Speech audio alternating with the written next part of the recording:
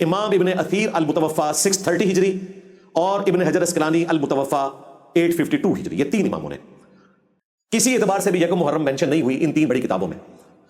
چلیں اس کے اوپر تو کوئی اعتراض بھی کر سکتا ہے، اب ظاہر ہے اعتراض کریں گے کہ تاریخ کی کتابیں ہیں، حدیث کی کتاب کا حوالہ دیں۔ ہمارے پاس تو حدیث کی کتاب میں بھی ریفرنس موجود ہے، ان کے پاس تو بالکل کوئی موجود نہیں ہے۔ صحیح مسلم میں حدیث ہے کہ سیدنا عمر فاروق رضی اللہ تعالیٰ عنہ اپنے آخری حج سے جب واپس آئے 23 ہجری کے اندر، تو انہوں نے مدینہ شریف میں ایک خطبہ دیا جمعے کے دن، اور وہ کافی تفصیلی خطبہ ہے۔ اس میں انہوں نے یہ بھی فرمایا کہ میں نے ایک خواب دیکھا ہے کہ ایک مرغ نے مجھے خواب کی حالت میں 3 ٹھونگے ماری ہیں، تو میں نے اس کی تعبیر یہ کی ہے کہ شاید عنقریب مجھے شہید کر دیا جائے، اور مجھے اللہ تعالیٰ سے امید ہے کہ اللہ تعالیٰ اپنے اس دین کو بے یار و مددگار نہیں چھوڑے گا، جو بہتری ہوگی وہ فرما دے گا۔ تو صحابہ کرام نے عرض کیا کہ آپ اپنا جانشین کسی کو بنا دیں، تو انہوں نے کہا کہ مجھے کافی عرصے سے اس حوالے سے مشورے مل رہے ہیں، لیکن اللہ تعالیٰ جو بھی فرمائے گا وہ بہتری فرمائے گا۔ اگر میں اچانک اس طریقے سے مار دیا جاؤں تو تم نے ان 6 لوگوں سے باہر کسی کو بھی خلیفہ نہیں چننا کہ جن سے اللہ کے محبوب صلی اللہ علیہ وآلہ وسلم اپنی وفات تک راضی رہے، اور تم دیکھو گے کہ جب تم ان 6 لوگوں میں کسی کو خلیفہ چنو گے تو وہی لوگ اس کی مخالفت کریں گے کہ جن کو میں نے اپنے ہاتھوں سے اسلام کی خاطر مارا ہوا ہے۔ اب وہ لوگ کون ہیں جن کو اسلام کی خاطر سیدنا عمر نے مارا ہوا ہے؟ وہ صحیح بخاری میں موجود ہے۔ اس حدیث کو بیان کرنے سے پہلے مسلم شریف میں ان 6 بندوں کے نام نہیں آئے، لیکن بخاری شریف میں جو خطبہ ہے تفصیلی، زخم لگنے کے بعد جو وہ ڈیتھ بیڈ پہ تھے سیدنا عمر، آپ کا معدہ کٹ گیا تھا، جو کھاتے تھے نکل جاتا تھا، جب آپ کو یقین ہو گیا کہ اب میں نہیں بچوں گا تو انہوں نے 6 بندوں کے نام بتائے، وہ الگ سے خطبہ ہے۔ اس میں انہوں نے پہلا نام لیا علی، عثمان، طلحہ، زبیر، سعد بن ابی وقاص اور عبد الرحمن بن عوف، اور پھر فرمایا یہ 6 بندے ہیں جن سے رسول اللہ اپنی وفات تک راضی رہے۔ بیسیکلی یہ عشرۃ مبشرہ جو 10 جنتی اصحاب ہیں، ان میں سے 7 بچے ہوئے تھے، 6 کے نام انہوں نے لے دیے۔ 7ویں کا نام اس لیے نہیں لیا کہ وہ ان کے بہنوئی تھے، سعید ابن زید، اس لیے انہوں نے ان کا نام نہیں لیا۔ اور پھر یہ بھی فرمایا کہ سعد ابن ابی وقاص کو میں نے کوفے کی پوسٹ سے، جو گورنر کی پوسٹ تھی، اس سے ہٹایا تھا، ان کی بددیانتی کی وجہ سے نہیں، کسی اور وجہ سے، کہ میں انہیں مدینہ شریف لانا چاہتا تھا۔ سیدنا عمر کی یہ مبارک عادت تھی کہ وہ سینئر اصحاب کو اپنے ساتھ مدینہ شریف میں رکھتے تھے مشورے کے لیے، تو انہوں نے کہا کہ میں نے اس کو بدنیتی کی وجہ سے نہیں ہٹایا تھا، لہٰذا میرا ان کو گورنری کے عہدے سے معزول کرنا تمہیں اس چیز میں رکاوٹ نہ بنا لے کہ تم انہیں میرے بعد خلیفہ ہی نہ چنو، کہ ان کو حضرت عمر نے فارغ کر دیا تھا، اس کو بنیاد نہ بنانا، اگر تم اسے بھی خلیفہ چنتے ہو نا ان 6 میں سے تو اس میں بھی کوئی حرج نہیں۔ یعنی انہوں نے بالکل وہم نکالا۔ کافی لمبا خطبہ ہے، کئی صفحوں میں پھیلا ہوا ہے، بڑا رکت انگیز، میں نے اپنے کربلا والے ریسرچ پیپر میں بھی اس کا ذکر کیا۔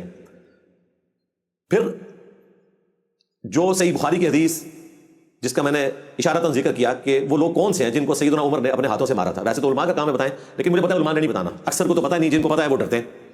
وہ صحیح بخاری میں موجود ہے، سیدنا عمر کے اپنے بیٹے نے بتا دیا، عبداللہ ابن عمر نے، کہ وہ کون سے لوگ ہیں جن کو سیدنا عمر نے اسلام کی خاطر مارا، اور سیدنا عمر کو خطرہ تھا کہ اگر ان 6 بندوں میں سے کسی کو خلیفہ چنا گیا تو وہ مخالفت میں آ جائیں گے، اور وہ آگے چوتھے خلیفہ کی مخالفت میں، سیدنا علی ابن ابی طالب کی مخالفت میں جنگ صفین کے اندر۔ اشارہ موجود ہے، بلکہ واضح نام آیا اس کے اندر صحیح بخاری کے اندر۔ عبداللہ ابن عمر رضی اللہ تعالیٰ عنہ کہتے ہیں کہ جب تحکیم کے مسئلے کے بعد سیدنا علی رضی اللہ تعالیٰ عنہ اور حضرت معاویہ رضی اللہ تعالیٰ عنہ کے درمیان ایک علیحدگی کا معاملہ ہوا، تو حضرت معاویہ رضی اللہ تعالیٰ عنہ مدینہ شریف آئے اور وہاں انہوں نے ایک خطبہ دیا۔ وہ کہتے ہیں کہ جو میری بہن ہے سیدہ حفصہ سلام اللہ علیہا، جو نبی اسلام کی زوجہ بھی ہیں، ہماری ماں بھی ہیں، ام المومنین، انہوں نے مجھے کہا کہ عبداللہ تم جا کر اس سرمنی میں حصہ لو جس میں حضرت معاویہ رضی اللہ تعالیٰ عنہ مدینہ کے عوام سے خطاب کر رہے ہیں۔ وہ کہتے ہیں کہ میں ریلکٹنٹ تھا، لیکن میری بہن نے مجھے بھیجا کہ کہیں میری غیر موجودگی کو کچھ اور ہی نہ سمجھ لیا جائے، تو میں چلا گیا۔ وہاں پر حضرت معاویہ نے خطبہ دیتے ہوئے کہا کہ تم میں سے جو کوئی اس امر خلافت میں اپنے آپ کو حقدار سمجھتا ہے تو وہ اپنا سینگ اٹھائے۔ یہ محاورتاً بات ہوتی ہے، ویسے تو انسان کے سینگ نہیں ہوتے، لیکن عرب کے لوگوں کو جب غصہ آتا تھا وہ اسی طریقے سے گفتگو کرتے تھے کہ اپنا سینگ اٹھائے، میں اس کے باپ سے بھی زیادہ خلافت کا حقدار ہوں۔ اچھا، یہ معاملہ مکمل ہو گیا، خطبہ ختم ہو گیا۔ بعد میں محمد بن مسلمہ ایک صحابی ہیں، وہ کہتے ہیں کہ میں نے عبداللہ ابن عمر سے کہا کہ جب حضرت معاویہ یہ کہہ رہے تھے کہ میں اس کے باپ سے زیادہ خلافت کا حقدار ہوں، تو آپ کا کام تھا کہ آپ ان کو وہیں پہ جواب دیتے۔ اس کا مطلب ہے کہ وہ عبداللہ ابن عمر کو ہی کہہ رہے تھے کہ تیرے باپ سے زیادہ میں خلافت کا حقدار ہوں۔ تو مجھے بتائیں عبداللہ ابن عمر کے والد کون ہیں؟ سیدنا عمر فاروق رضی اللہ تعالیٰ عنہ۔ اور اس سے بڑھ کر یہ کہ سیدنا عمر ہی نے وہ شام فتح کیا تھا جہاں پر حضرت معاویہ پہلے گورنر کے طور پر آئے اور بعد میں وہ ملوکیت کا دارالحکومت بھی بن گیا. دارالخلافہ تو نہیں اسے کہیں گے, دارالحکومت ہی کہیں گے. جس عمر کی وجہ سے وہاں بیٹھے ہوئے ہیں انہی کے بارے میں بات کر رہے ہیں کہ میں اس سے بھی بڑھ کر خلافت کا حقدار ہوں. لہٰذا جن لوگوں کو یہ وہم تھا نا کہ وہ حضرت علی کی بیعت قصاص عثمان کی وجہ سے نہیں کر رہے تھے, تو وہ وہم کھل گیا. وہ حضرت علی کیا حضرت عمر سے بھی اپنے آپ کو بہتر سمجھتے تھے. اب میں ان دیوبندیوں سے پوچھوں گا کہ مجھے بتاؤ کیا اس قسم کے الفاظ کبھی مولا علی نے سیدنا عمر کے بارے میں بولے؟ بخاری مسلم میں مولا علی کا خطبہ موجود ہے سیدنا عمر کی میت کے اوپر کہ اللہ کی قسم تو وہ شخص تھا کہ جس کے اعمال پر مجھے رشک تھا اور میری خواہش تھی کہ میں اللہ کے حضور ان اعمال کے ساتھ پیش ہوں جس کے ساتھ عمر پیش ہوگا. اور انہوں نے کیا تعریفی کلمات اس میں بولے ہیں. تو مولا علی تو وفات کے بعد بھی ان کی تعریف کر رہے ہیں, اور یہاں پہ یہ کہہ رہے ہیں کہ میں تیرے باپ سے زیادہ خلافت کا حقدار ہوں. کس کو کہہ رہے ہیں؟ عبداللہ ابن عمر کو, کیونکہ وہ دوسرے صحابی کہہ رہے ہیں آپ نے جواب دینا تھا. وہ کہتے ہیں میں نے ارادہ کیا میں اپنی گوٹ کھولوں, یعنی وہ احتبا کر کے بیٹھے ہوئے تھے, دو گھٹنے کھڑے کر کے یوں, اور میں یہیں پر معاویہ کو جواب دوں کہ تجھ سے زیادہ خلافت کا حقدار وہ ہے جس نے تجھ سے اور تیرے باپ سے اس وقت جنگ کی تھی جب تم دونوں کافر تھے. یعنی غزوہ خندق کے موقع پر تم دونوں کافر تھے, میں مسلمان تھا اور میں اس غزوے میں شریک ہوا, تو میں زیادہ حقدار ہوں. اور امام بخاری سے غزوہ خندق والے چیپٹر میں لے کر آئے ہیں یہ بات بتانے کے لیے کہ خندق کے موقع پر عبداللہ ابن عمر مسلمان تھے اور حضرت معاویہ اور ان کے والد ابو سفیان جو بعد میں ظاہر مسلمان ہوئے رضی اللہ عنہما وہ کافر تھے. پھر عبداللہ ابن عمر کہتے ہیں کہ میں فتنے کے ڈر سے خاموش ہو گیا, پھر مجھے آخرت کی نعمتیں جنت کی یاد آنا شروع ہو گئی اور میں نے انہی پہ کفایت کر لیا. اور دوسرے صحابی کہتے ہیں کہ عبداللہ ابن عمر نے خاموش ہو کر اپنی عزت بھی بچا لی اور اپنی جان بھی بچا لی.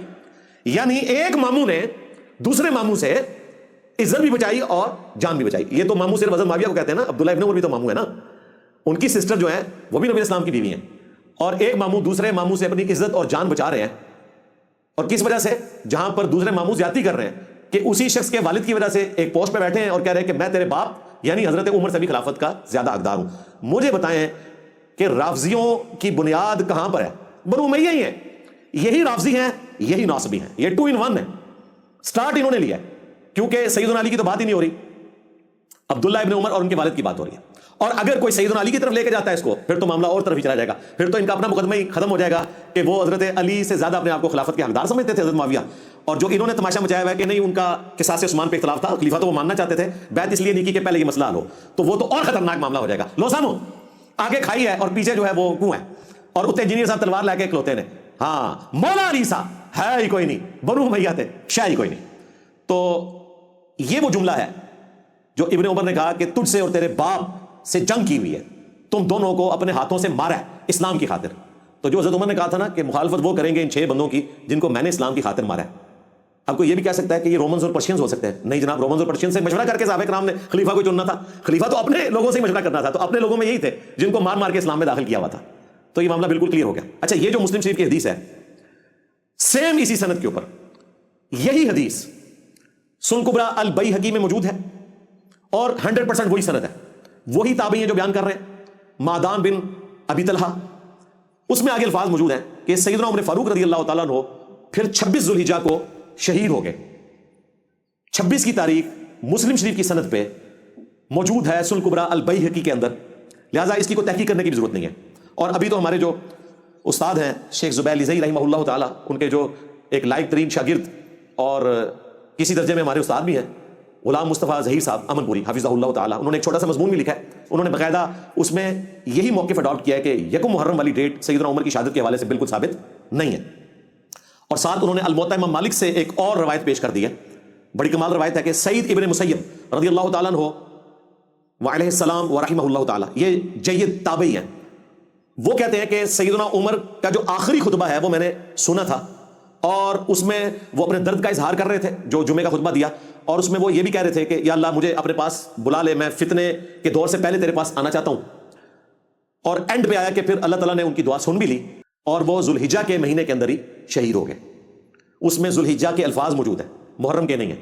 اور 26 تاریخ میں نے آپ کو بتا دی, یہاں سے بھی پتہ چل گیا کہ یکم محرم کی جو ڈیٹ ہے یہ ٹوٹلی فیبریکیٹڈ ہے 10 محرم واقعہ کربلا کو ڈائلیوٹ کرنے کے لیے. لہٰذا مہربانی کریں اگلے سال اگر آپ نے سیدنا عمر کی شہادت کا دن منانا ہے تو 26 ذوالحجہ کو منائیں. اور حیران کن بات میں آپ کو بتاؤں, ویکیپیڈیا کا تو کوئی فرقہ نہیں ہے, بریلوی دیوبندی اہل حدیث شیعہ, ویکیپیڈیا کھولیں انہوں نے بھی 26 ذوالحجہ 23 ہجری ہی ڈیٹ لکھی ہوئی ہے. وہ میرے کہنے پہ نہیں لکھی ہوئی, ظاہر تحقیق کے ساتھ لکھی ہوئی ہے. یہاں پہ میں ضمن ایک اور چیز بھی عرض کر دوں, کیونکہ یہ سیدنا عثمان کا دن بھی مناتے ہیں اور اس کے اگینسٹ غدیر خم کو ڈائلیوٹ کرنے کی کوشش کرتے ہیں کہ جی 18 ذوالحجہ جو ہے یہ غدیر خم نہیں ہے. میں جشن یا عید غدیر خم کی تو بات ہی نہیں کر رہا, ہم تو غدیر خم کی جو حدیث ہے قرآن اور اہل البیت والی اس کو اسی پہ محمول سمجھتے ہیں کہ سیدنا علی کے دور خلافت میں جو لوگ ان کے خلاف کھڑے ہوئے ان کی تنبیہ کے لیے تھا.